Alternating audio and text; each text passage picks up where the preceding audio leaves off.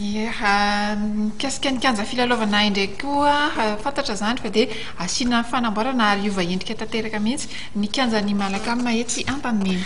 Mikatona mandritra ny roa volana eo ny kianjan'ny Malakama amin'izay asa fanamboarana izay. Maromaro ny zavatra avaozina ao anatin'ity kianjan'ny Malakama ity, saingy amin'izao fotoana izao dia somary mipetraka ny olana eo amin'ireo mpivarotra manoloana ity kianjan'ny Malakama ity. Nanambara zareo ao amin'ny Madarella fa ho fanamboarana ity fotodrafitrasa ho an'ny taranja baolina lavalava ity dia tokony kisaka aloha ireo mpivarotra fa tsy ho taritina any amin'ny zavatra hafa ny izay resaka izay.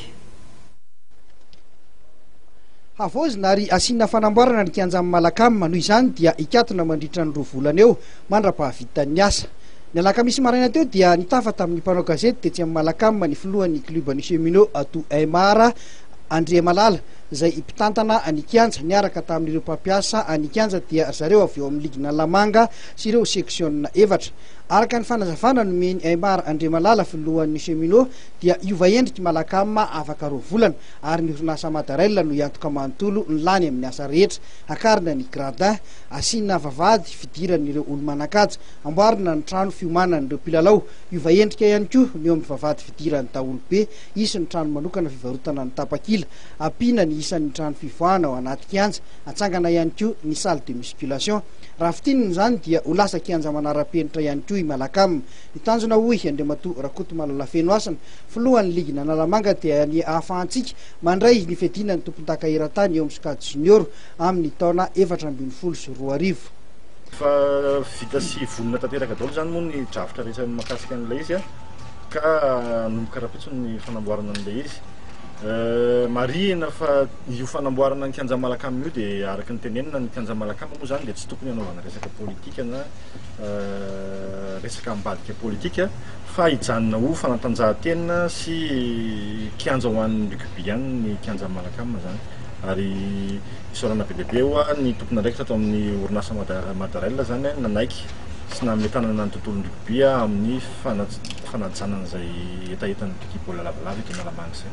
Tanjona anankiray ho an'ity fanamboarana ity koa zany dia azo lazaina fa hoe misy ny objectifintsika amin'ny 2014 ny hoe andray championnat du monde amin'ny resaka junior dia ny verina fa raha tsy ampy ny kianja manara-penitra tsy afaka ihany koa za Madagasikara handray an'izay lalao iraisam-pirenena izay ka anisan'ny fanomezan-tanana nataon'ny Madarella ihany koa zany izay amin'ny objectif ny rugby amin'ny 2014.